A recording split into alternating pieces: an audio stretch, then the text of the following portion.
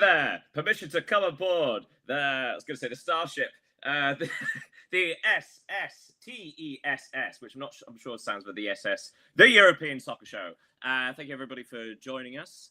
With me, as ever, is Leo. Leo, lovely good afternoon to you there. Hello, mon commandant. How are you? Où est le pamplemousse? No, I'm fine, thank you. It's a lovely sunny day in Leeds, which feels like years since it's been the case. Yeah, it's the same in Paris. It's been. I hope wherever you're watching this from, people, you'll be outside. I was going to say it's lovely, but you're watching this, so let's assume that it's horrible and you're staying inside to watch content.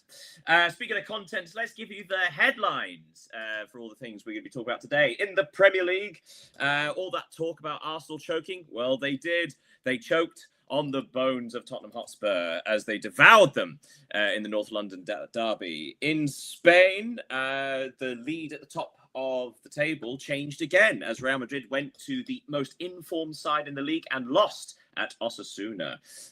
In Italy, it was the week from hell for AC Milan and Juventus. Well, the week from hell, perhaps the week from Hellas Verona.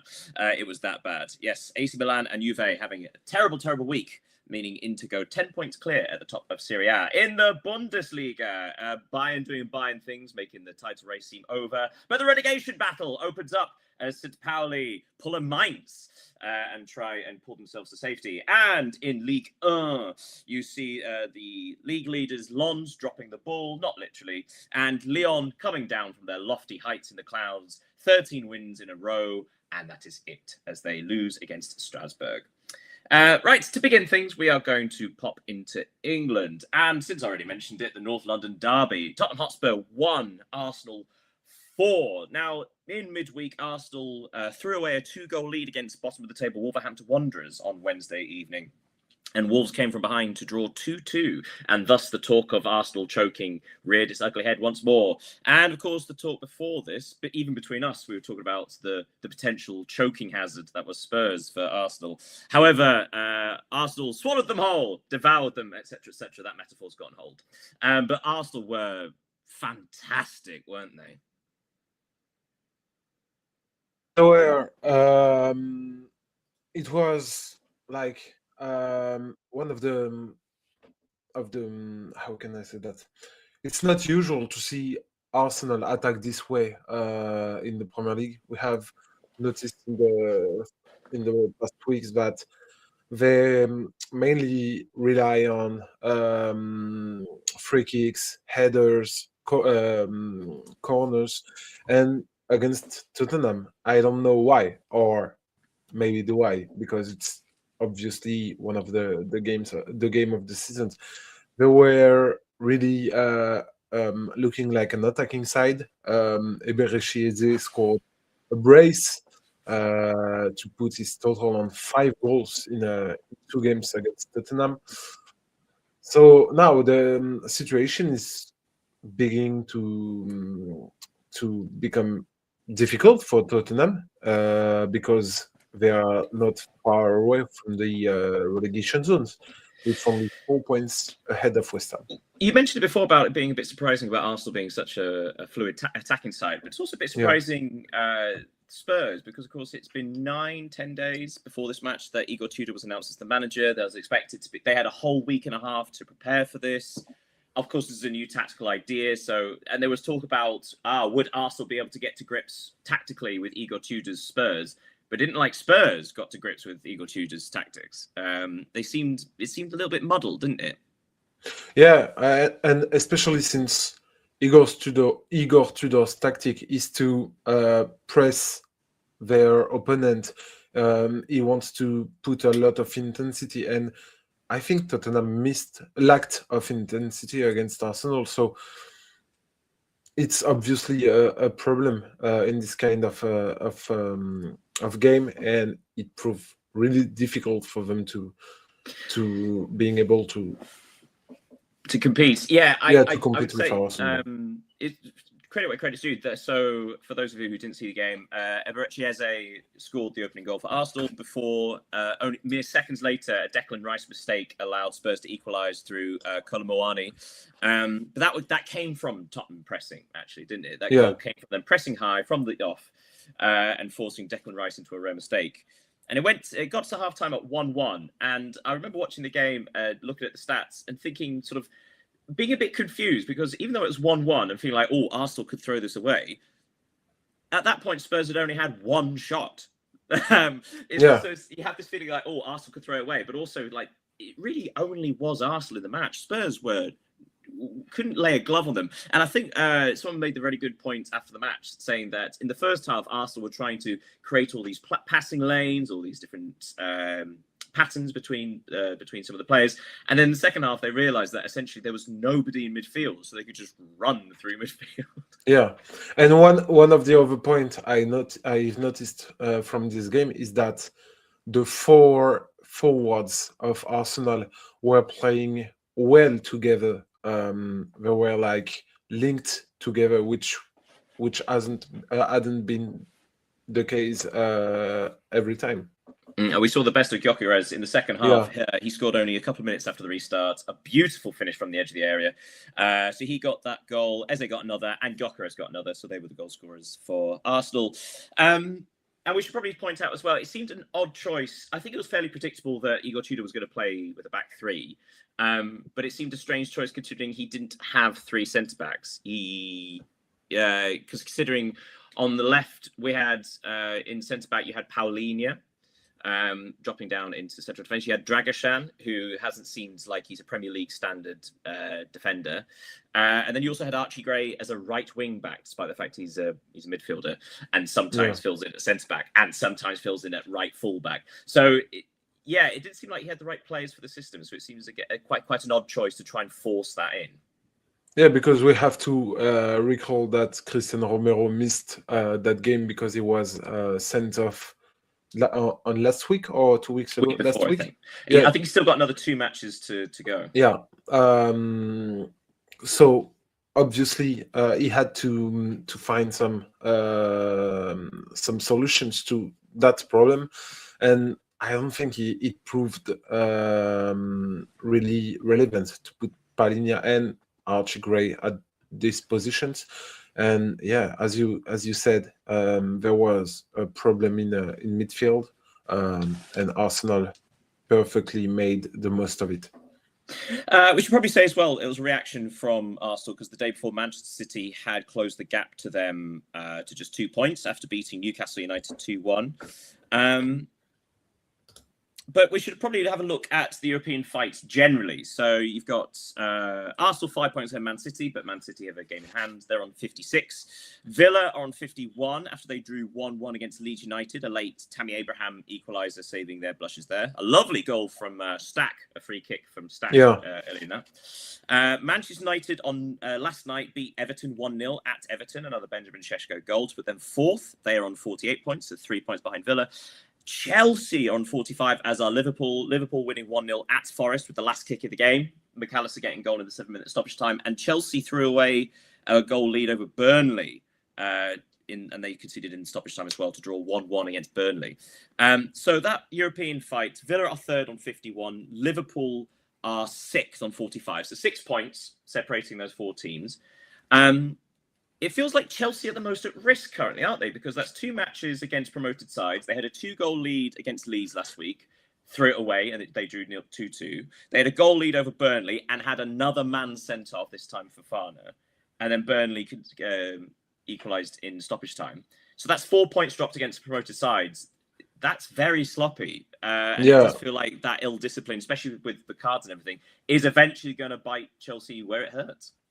Yeah, because as you said, taking only 5 points from their last 3 games against Wolverhampton Wanderers, Leeds United, and Burnley, including Burnley Wolves already being relegated, or not officially, but we can expect them to be playing in the Championship next season.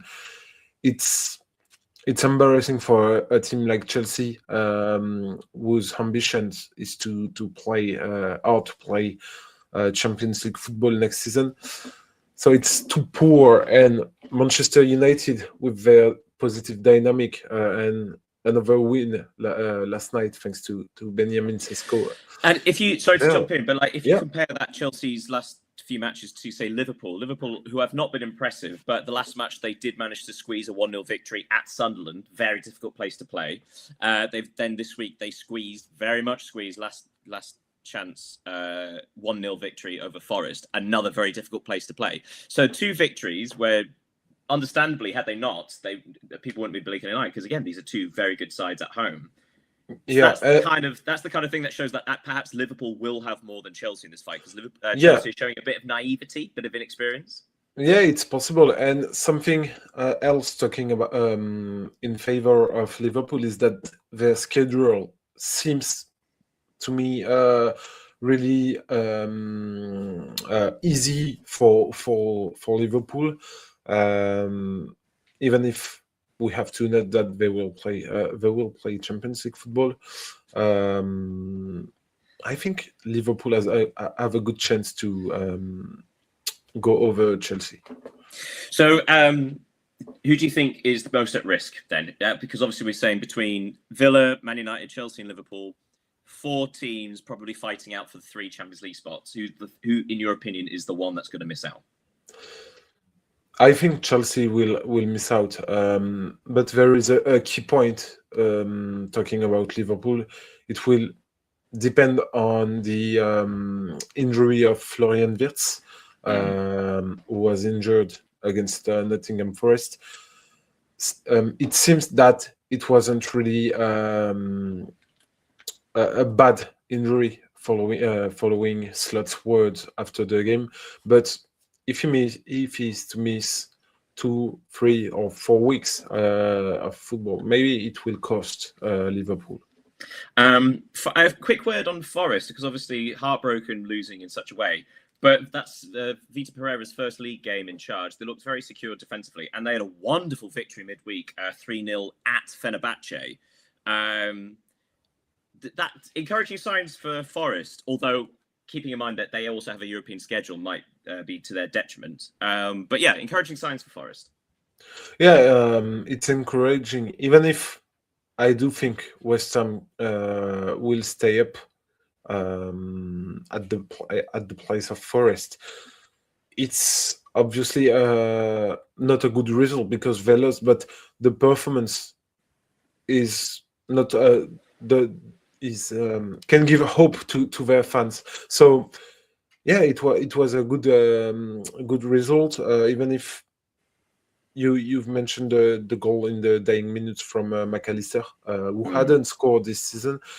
He scored another goal a few minutes before, but it was ruled out by the VAR.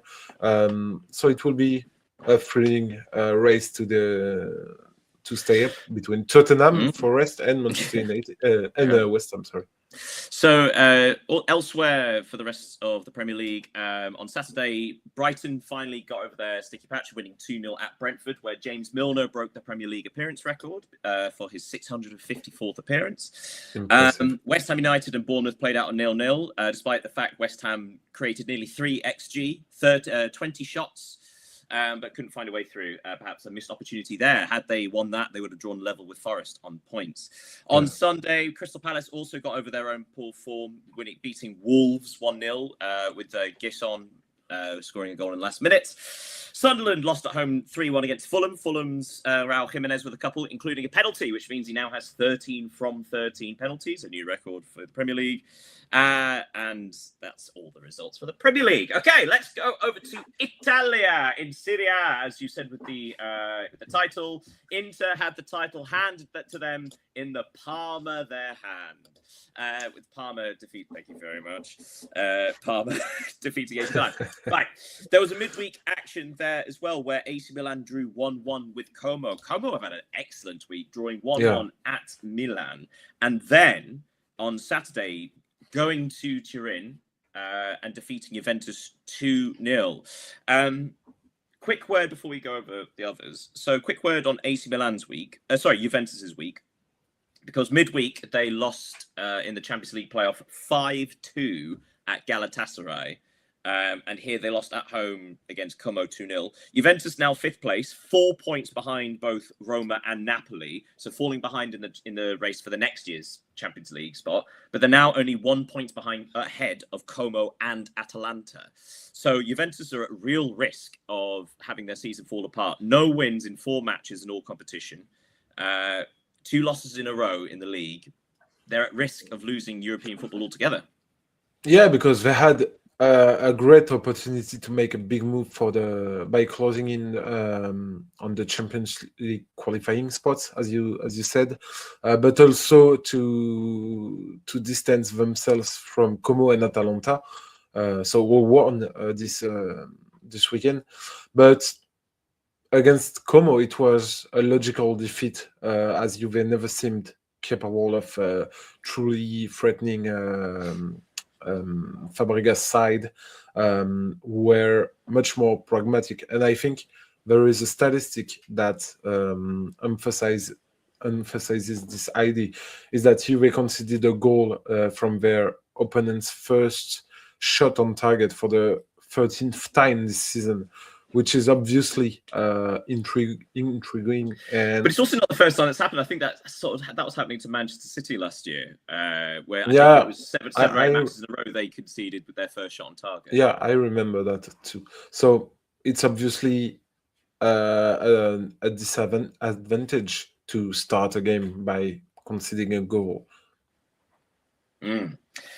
Speaking of inexplicable defeats, AC Milan. So yeah, midweek drew 1-1 at home against Como, but then on Sunday they lost at home against Parma 1-0. Yeah. Milan did have 67% of the possession, 25 shots, 6 of them on target. So perhaps should have come away with something, but they didn't. So that's 2 home matches against admittedly a good Como side and Parma, who admittedly have come into form recently. But whereas instead of getting 6 points, they've got 1. And so now they're 10 points behind Inter. That's the title done, isn't it? Yeah, I think we already suspected that Inter would be crowned champions before that game. But but Inter's victory combined with AC Milan's defeat against Parma certainly sealed the outcome of the championship. I'm going to jump in quickly because what are the criticisms of Roma? Who, for example, Roma this week on Sunday defeated Cremonese 3-0, but comically none of the goals coming from their strikers. No. Roma have looked fairly toothless up front at several parts of the season, but you could say the same thing about AC Milan because they really struggle to score more than 1 goal in a game and quite often have to rely on very late goals as well. So are they sort of flattering to deceive? Is this them being second place? Are they the second best team in the league? Or is it just simply their defense? We should also point out that I think this defeat against Parma is only their 2nd of the season. Yeah, because they lost to Cremonese on the opening day. On the opening day. Yeah, and which is more, I wouldn't say funny, but strange concerning AC Milan, is that their home record is worse than their away record, which is obviously a bad thing for a club which play at the San Siro with all the historical context and all the things we know about San Siro. So I think that at the end of the season, we can say that they will be kicking themselves from these points they lost against opponents who were well within their reach. And now their goal isn't to watch for the title, but to Roma and Napoli behind them because they are only 4 points behind. Well, I should point out, so as good segue there. So Napoli were actually leading at Atalanta before the Bergames came from behind to win 2-1. So Atalanta 2, Napoli 1, whereas Roma defeated Cremonese 3-0. So Inter have 64 points, Milan have 54, Napoli have 50, Roma have 50. But like I say, there's that 4-point gap to Juve on 46.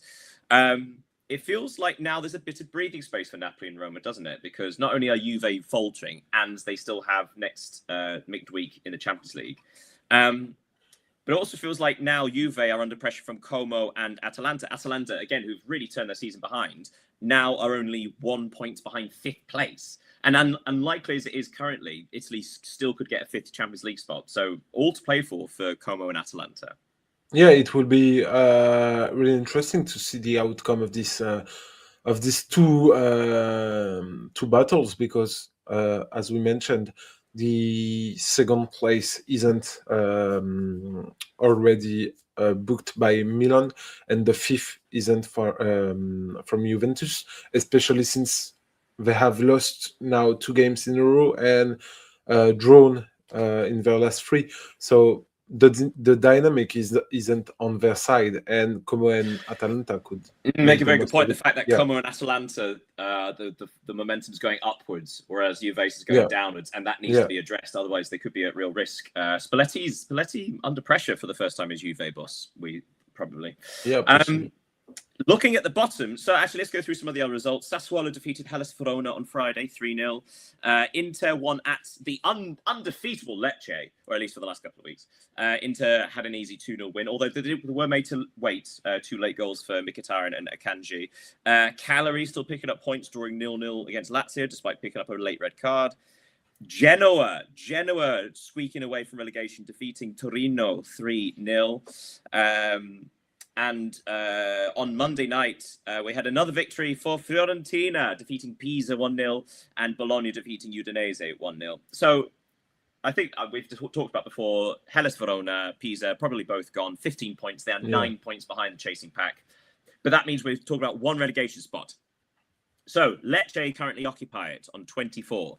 Cremonese are ahead of them by 1 goal difference. Cremonese 24. Also at 24, Fiorentina up to 16th place. 24 points, but better goal difference. And then 3 points ahead of them are Torino and Genoa. Again, such an important victory for Genoa. Both of those teams on 27 points. So Genoa 27, Torino 27, Fiorentina, Cremonese, and Lecce on 24. 5 teams separated by 1 victory. You said before, Lecce, with your feel about going down. I say Cremonese. What do you think about Torino? Because something I've not mentioned is, out of all of those teams, Torino have the worst form and have the worst goal difference. Yeah, but Torino have won a game in their last 5, which Cremonese hadn't. So Fair. maybe you're right about the fact that Cremonese will be relegated. They haven't won in I don't know 11 or 12 games in a row, which is obviously a terrible series. Fiorentina, I think, as we said in the first match days of the season, will stay in Serie A. But it's like you say, like in the last month, we've seen Genoa register several victories. We've seen Fiorentina register several victories, and Lecce.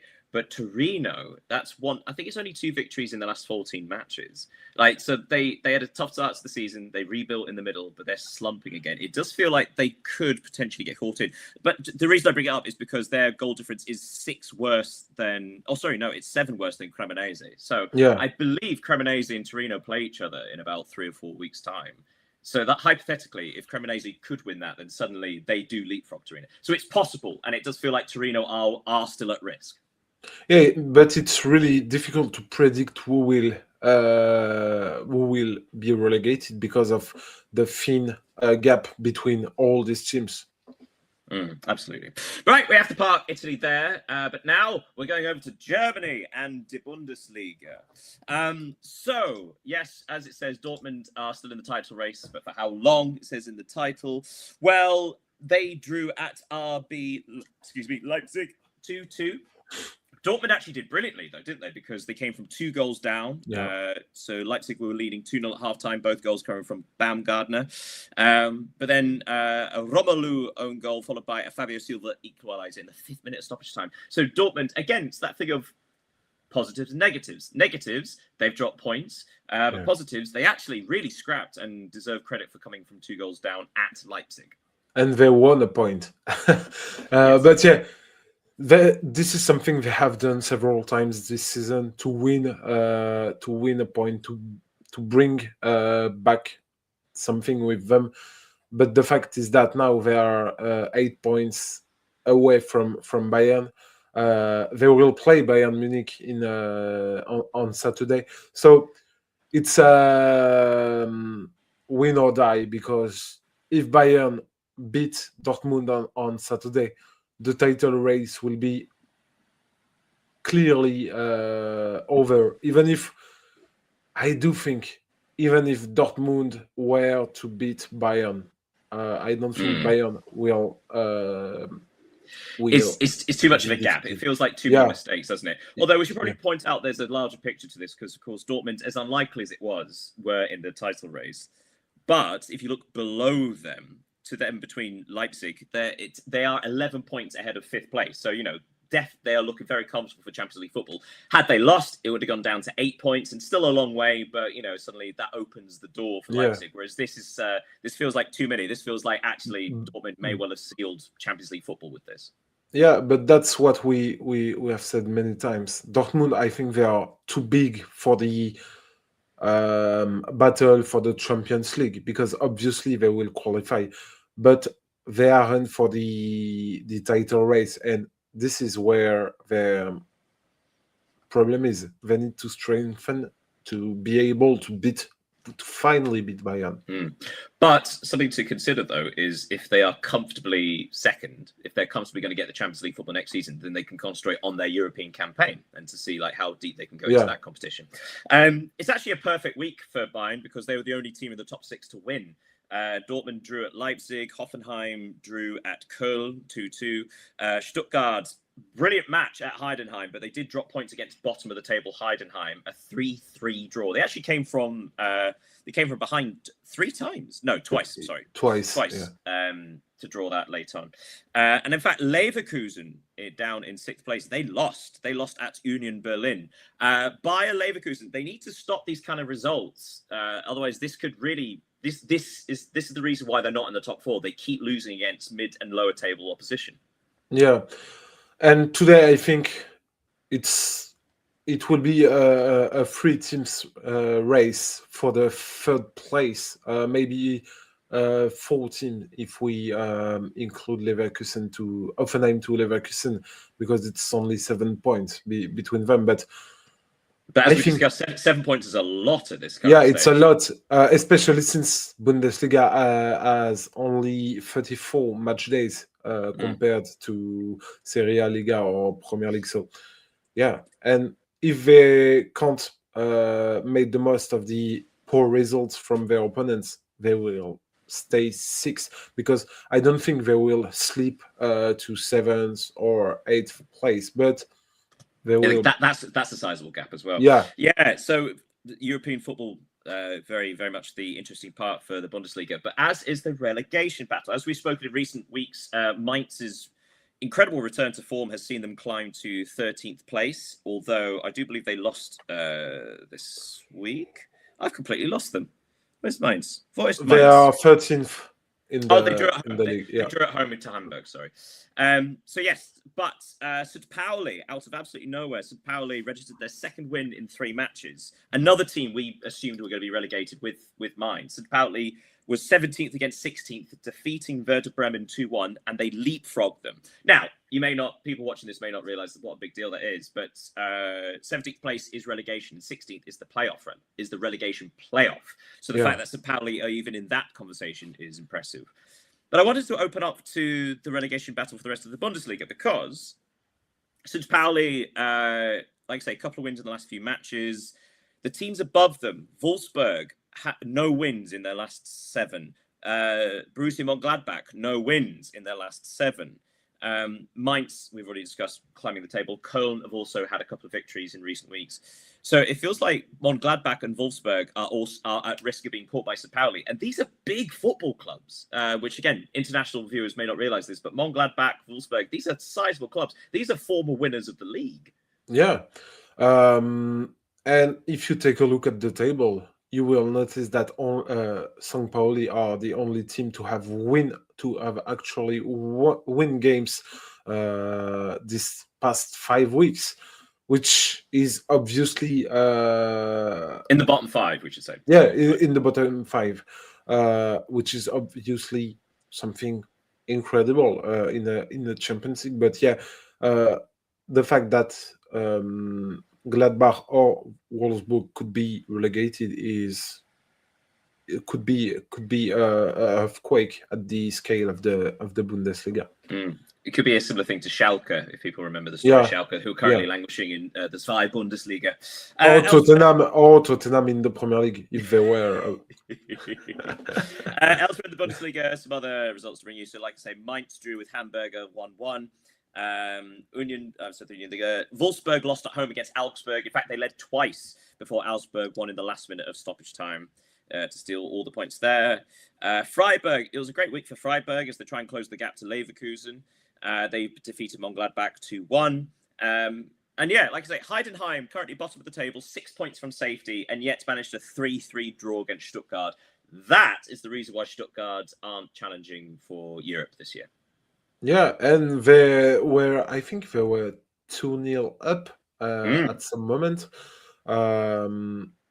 So it's a bad result, of course, for Stuttgart. The only positive point for them is that Dortmund, Hoffenheim, and Leipzig have also let points slip this weekend.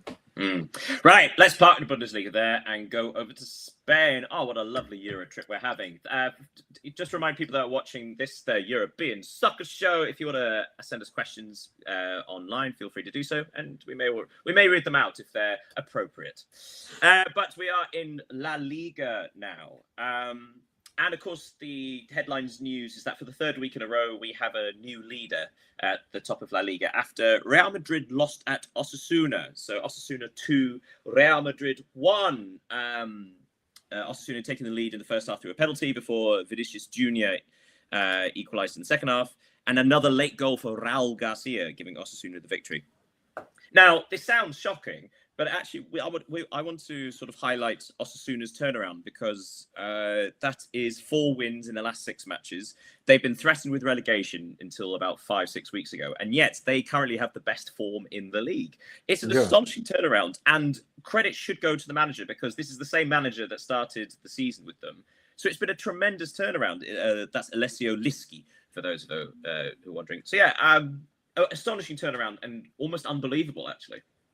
Yeah, and when you take a look at their home record, you can guess why they are so well placed in the league for a club like that, because they are the 5th best team at home this season, and this time to beat Real Madrid, it shows that it's very difficult to win at El Sardar, which is their stadium. And just to have a word on Real Madrid, it's another sluggish performance. We have said it many times in the past weeks, and they finally ended up paying the price against Osasuna, because I don't think relying on individual talent as they do and some kinds of feats is sustainable in the long term. And yeah, they paid it, especially when Kylian Mbappe doesn't score. And we have said it, I don't know, I think it was in autumn when he didn't scored for 4, 5, or 6 games. It was the same thing. Yeah, absolutely. It's a good point. Osasuna, unlikely to challenge for European competition, but we have seen, particularly in La Liga this year, certain clubs go on this a run of good form, and it really they climb the table quite extremely. So in the case of like Celta Vigo, Espanyol, So Osasuna are currently 9th, 6 points behind 6th place. But outside shots of European football. But again, this is an insane conversation to be having. I mean, we expected, say, Real Sociedad to catch up because of the strength of their squad. But Osasuna, on the other hand, this has kind of come out of nowhere. What do you think tactically the reason why they beat? Did you watch the highlights for this? Yeah, I watched. What do you think was the difference regarding tactical setup? Because as you say, Real Madrid having such reliance on individuals. What was it about Osasuna's setup that you think did so well? I do think they play with a lot of intensity regarding what I saw about that game. They were really interesting in the takes on. They won duels against their opponents, and they were more precise. We can notice that Ante Budimir scored another goal. He's 13th or 14th so far this season. So he's having an extraordinary season. And for a team like Osasuna, who just fight to stay in La Liga, it's impressive to have to be able to rely on a striker who can score that many goals. Well, good week for Barcelona then. Top of the table, they defeated Levante 3-0. Goals from Marc Bernal, De Jong and Fermin Lopez. A nice straightforward victory for them there. An excellent week for Villarreal as well. They've sort of stuttered of late, but midweek they defeated Levante 1-0. And then this week and on Sunday defeating Valencia 2-1. That means they are now 9 points ahead of Real Betis in 5th. So not only do they look great for Champions League football, but like we discussed, having a real fight for third place because they're now 3 points ahead of Atletico Madrid, who, despite beating Espanyol 4-2 at home, are still looking underwhelming. Yeah, it's been a really good week for Villarreal, as you said, and the fact I don't know if Villarreal will play Atletico Madrid before the end of the season. I don't remember if they have played twice. I don't, to be honest. And it will be very interesting. The thing is that Atletico they will play tonight against Bruges, and it will be interesting to see if they are to qualify against the Belgium side in the Champions League, because it could have an influence of the end of the season, because of course playing round of 16 or maybe quarterfinals in the Champions League, it will take us a lot of energy, and Villarreal, they don't have any other competition to play apart from La Liga, so it can count at the end of the day. I completely forgot about that. Who did Bodo Glimt beat last week in the Champions League? Inter Milan. Yeah, I completely forgot to mention that, the fact that Inter lost at Bodo Glimt, which was... And they lost 3-1. So, yeah, they're really at risk as well. Yeah. Anyway, sorry, that's beside the point. It's not a Champions League conversation. Okay, some other results to talk about. So, Athletic Club, again, sort of pushing for that last European spot, defeating Elche 2-1. Real Sociedad, possibly the most bizarre match of the whole weekend in any league. They drew 3-3 with bottom of the table Real Oviedo. Oviedo, who are not known for scoring goals. No. Oviedo took a 2-goal lead. It was 0-0 at half-time, first of all. Then Oviedo took a 2-goal lead within 7 minutes of the restart. Then Sociedad managed to put a goal back in the 87th minute. They equalised. Then in the 90th minute, took the lead. And then in the 3rd minute of stoppage time, conceded again. So, yeah, sort of Real Sociedad being their own worst enemies in this context. Yeah, it was, as I said, a crazy match between them two. And despite being bottom of the league, we have to note that Real Oviedo showed great character by not letting their heads drop after conceding 3 goals, which is, and most importantly, away from home, because they were playing at the Reale Arena, which is a good performance. Too late to stay up. I think because they are 7 points away from Mallorca and 8 points from 17th place Elche. But it was a good performance from them. Elsewhere, because before we move away from the La Liga, I want to sort of highlight that relegation battle again, much like we did in Serie A. We also had Real Betis 1, Rayo Vallecano 1. We had Celta Vigo 2, Mallorca 0, another defeat for Mallorca.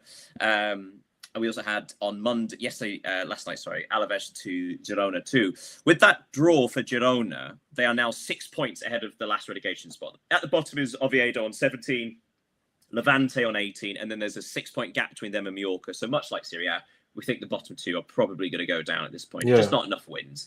But then between Mallorca, 17, 16, 15, 14, 13, 12th. So you got between 12th and 18th, there are 6 points separating Girona, Sevilla, Getafe, Rayo Vallecano, Valencia, Elche, and Mallorca. Elche, despite their wonderful start to the season, Elche, again, so many comparisons to Serie A. They're almost like Cremonese, seeming safe, seeming like they're looking up, but such a terrible run of form, and they're massively at risk. And so you had these good performances for, say, I've lost it now. Like Sevilla winning at Getafe was a huge deal because had Sevilla not done that, they would have only been 2 points ahead of Mallorca, and now they're 5. So suddenly all the teams above Elche and Mallorca picking up just the occasional win, and they're just pulling slightly clear. But what's your opinion of this? Who are you most concerned for between, say, Mallorca, Elche, Valencia, Rayo Vallecano? They're the ones within immediate striking distance. Yeah, Elche are worrying me because, as you said, they have been in free fall for now a good month and a half. I think they are currently 17th, only 1 point away from Mallorca. Their last victory dates back from December 21st. So their dynamic is awful, and they absolutely need to earn some points if they want to avoid relegation. But it will be difficult. But the good point for them, the positive point, is that with just 1 point, you can gain 1 or 2 places in the table. So every point will count. Absolutely. Right, let's leave La Liga there. And finally, in this European spot, we are going to talk about Ligue 1. First of all, we noticed that top of the table, Lens lost at home against Monaco. This, again, a strange result. This was the first match on Saturday. Lens took a 2-goal lead for goals from Edouard and Thauvin. And then, in the space of 10 minutes, between the 60th and 70th minute, they conceded 3 times through Balogun, Zakaria, and Ansu Fati. So despite the fact Monaco played midweek against Paris Saint-Germain, they somehow found the reserves to turn the match around and hold on for the win. Yeah, Monaco, they were impressive against Lens. As you said, coming from behind against that team at Bollert, which is Lens' home stadium, is really a feat. And yeah, this is a performance which is all the more remarkable given they faced PSG in the Champions League. They almost had a good result against them and have countless players out for injury. I don't know how many. I think 6 or 7 starters are injured, including Eric Dyer, now Crépin Diatta, Marnes Agliouche, a lot of important Salissou, a lot of important players, even Radecki, who they recruited last week. So during the last transfer market. So it was a bad day for Lens because, of course, PSG's home win 3-0 against Metz allowed them to become leader again. We should probably point out, this is kind of the first time that Lens have disappointed, right? Because they've been so on it all season. They've been near perfect, keeping up with Paris Saint-Germain. This is the first time it's felt like they've they've actually been disappointing, especially considering they had a 2-goal lead and they were in control of the match. It felt like this was the first time that they let it slip. Yeah, and the most important thing is that it's difficult to explain why they slipped that way, because they were well in the game, and in the space of like 8 or 10 minutes, they let Monaco scored 3 times. Even if Monaco are better in the pass mounts, it's a bad result. What's been the turnaround for Monaco? Because it's not just this match. Despite losing against Paris Saint-Germain, they did themselves justice. In the past 4-5 weeks, they've returned to form, undefeated in 5, 3 wins in those 5 matches as well. It feels like they've got a late surge to try and regain perhaps a European qualification. I would say the draw against Juventus in the Champions League could be the start of this dynamic, even if we have to recall that they were eliminated from the Coupe de France by Strasbourg at the beginning of February. They are on a good dynamic, and which started against Juventus. So some other scores to take you through. Let's talk about quick word on Marseille, who were undone by a couple at Brest. 2-0 on Friday to the home side at Brest, which means that Marseille are now winless in 4, only 2 draws in that as well. It's now not only are they at risk of not qualifying for the Champions League, but now suddenly they're looking behind them because there's a 5-point gap between them and Lyon in 3rd, but there's only a 3-point gap between them and Lille and Rennes in 5th and 6th. So how concerned should Marseille be, and when do you see them turning this ship around? This is a question I think I could answer on next week, because on Sunday they will face Lyon. So it's a really important game for both of the teams. It's interesting. So if they win that, that'll be 2 points to 3rd place, and actually the Champions League qualification is all the way back on. But if they lose and one of the other clubs beneath them wins, suddenly the gap is 0. Yeah. This is why you should not miss the Olympico, which is the name of the game between Lyon and Marseille on Sunday, because it will be one of the most heated in recent years, because the stakes are really high. Oh yeah, it's going to be fascinating. Although, speaking of stakes being high, Lyon, having won 13 matches in a row, were undone at Strasbourg. So no new record for them this time. But it's hardly, this was going to happen at some point. They're playing a very good Strasbourg side who have rediscovered their form under Gary O'Neill. And again, much like Monaco, making a late surge for European qualification. This is just a blip for Lyon, right? There wasn't anything particularly wrong with this performance. It was just perhaps a bridge too far. Yeah, Strasbourg were simply better than Lyon. They brought more intensity and quality to the game. And the fact is that Lyon are struggling offensively with numerous injuries, including Pavel Sulch, one contracted against Strasbourg. So during the game, they played with only one forward, which was Hendrik, and who hadn't played very well, which compromises, of course, their chances of scoring. So now they will need to focus on the game against Marseille. As I said, it will be a really difficult game for them. But if they were to just bring a point home, it would be a great result for Lyon, because they would be assured to have 5 points ahead of Marseille after that. Well, 5 points ahead of Marseille, and like I say, Marseille only 6 points ahead of 8th place Monaco. So all to play for in the final stages. Quick word on the other results. So Toulouse drew with Paris FC 1-1. Paris Saint-Germain, as mentioned, they defeated Metz 3-0, but that was predictable. Goals from Doué, Barcola, and Gisela Ramos. And on Sunday, Rennes defeated Auxerre at Auxerre 3-0. Amiens lost at home against Lille. One Olivier Giroud goal being the only one there. A rare victory for Nantes, defeating Le Havre 2-0, I believe, which means that Nantes have caught. Again, for those of you who aren't aware, Nantes are currently 17th in the relegation zone, but they are now tied with Auxerre in 16th, which is the playoff relegation. The relegation playoff. So yes, so managed to catch that up, although it does look like the bottom three are very much going down. Great match between Nice and Lorient, 3-3. Nice had the lead, had a 2-goal lead before Lorient got it back, and then had the lead for a third time before Lorient scored a late equaliser. Great match there. And that's it for League and our European roundup. So all that's left for the European Soccer Show is to talk about the things we may have missed. And do I have a list for you, Leo? What might we have missed?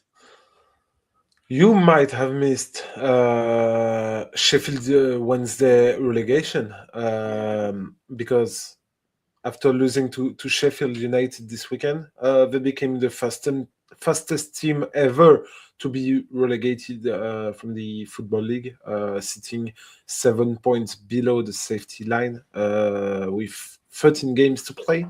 And they are 38 points behind Oxford United and have only managed to win one game this season. Yeah, so it's such a sad situation, obviously, because with Sheffield Wednesday, for those of you who aren't familiar, one of the oldest clubs in world football, the ownership situation meant that they were put into administration. The ownership was forced out just to pay wages. They were forced to sell basically all their players. So even if they didn't have all these points deductions for going into administration and missing payments and so on, they would still only have, I think, 11 points on the table. So they would still be going down anyway. It's a sad situation, but hopefully only way is up for them. Anything else we might have missed? I have one thing, but go on, Daniel. What do you... I've got a few. Just like little things to keep you up to date. So, for example, also in the Championship, you may have missed that Wrexham defeated Ipswich 5-3. Great match. Ipswich, who are one of the favourites for relegation promotion, back to the Premier League, which means Wrexham, with a quarter of the season left. Next week means that we have literally into the final quarter of the season for the Championship. Wrexham are in a playoff position, which is very exciting. Just wanted to keep you up to date with that.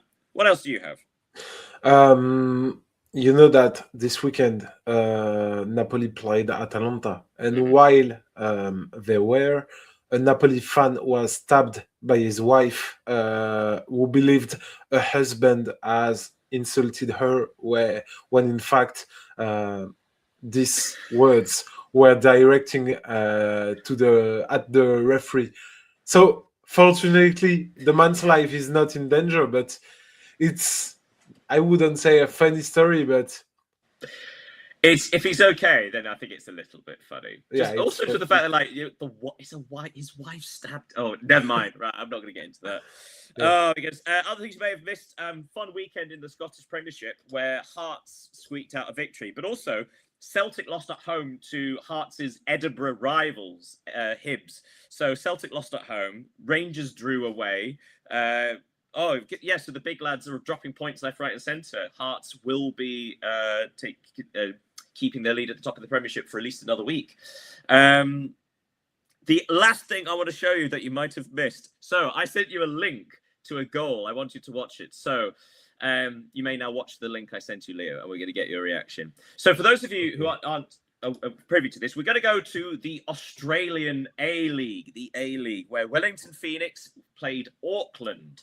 And the first goal was an astonishing own goal, which Leo is now going to be watching, and we're going to see his natural reaction.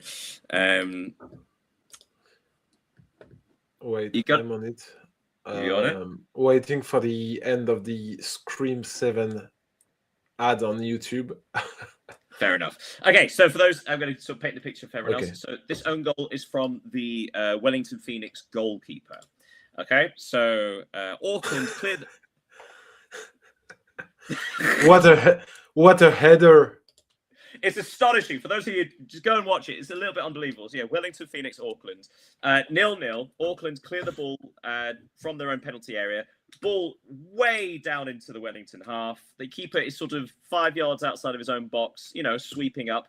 he completely misjudges his header or where he is. It hits the back of his head, and so essentially he heads the ball into his own net from 25 yards. It's beautiful. Beautiful. For those who don't know, they then went on to lose that match 5-0, and a goalkeeper was substituted at half-time. Bless him. His name is Josh Oluwayemi. Do you want to have a guess at what Premier League club he trained at before going to Australia? I'll give you a clue. It's funny. I would say Tottenham. Yes, it's the Spurs. Right. That's it for the things you might have missed. Anything you want? Do you have anything for trivia? I don't. Do you? Yeah, I've got one. I've actually got a lot, but you know what? I'm going to save them for another week. It's a fun one. I'll tell you what. I've got two. I'll give you two. One's a quick one. Which team in the top 5 leagues, which team has conceded the most goals? Which team out of all the top 5 European leagues has the worst defense? In the top? So, like, in the top 5, the major 5 top European 5 leagues. Okay.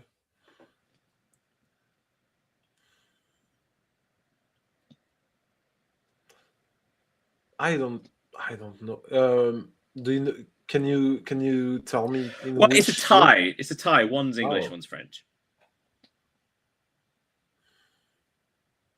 Maybe FC Nantes have conceded a lot of goals. It's Metz. So actually, the strange okay. thing is, out of the teams involved, only 2 of them are bottom of the table, which is really strange. So 3, sorry. There are 6 involved at the top 5 because there are draws. So tied for first place is Metz and Burnley, who have scored 52, who have conceded 52 goals.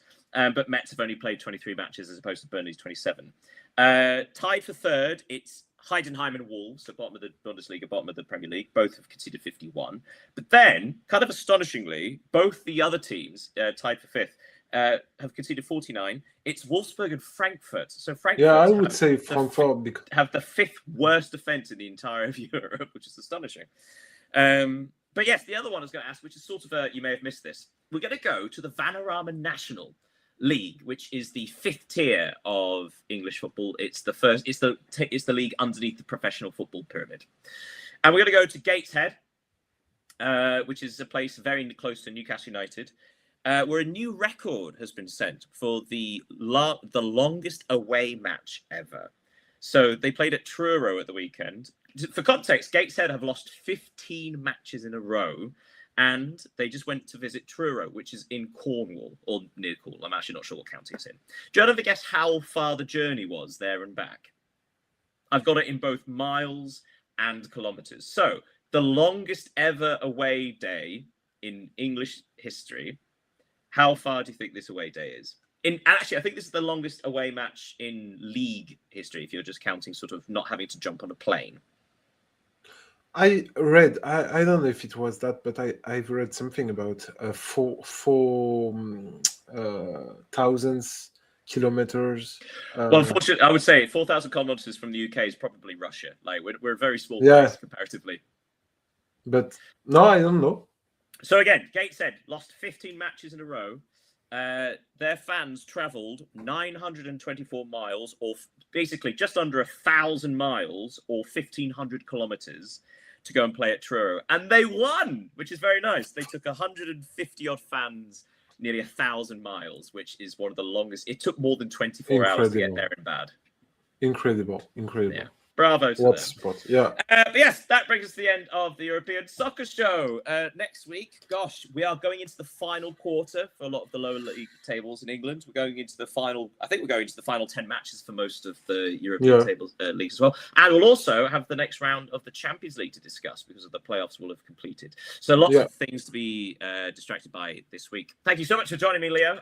Thank you, Daniel, as ever. Thank you to everyone who's watching. Thank you, who are currently watching the live stream, watching it back. Make sure to follow us on all the socials. Make sure to feel free to send us questions if you do watch the live stream, and we'll try to answer them if it's worth it. But until then, thank you so much. Have a great week, everybody, and goodbye from us. Goodbye, everybody.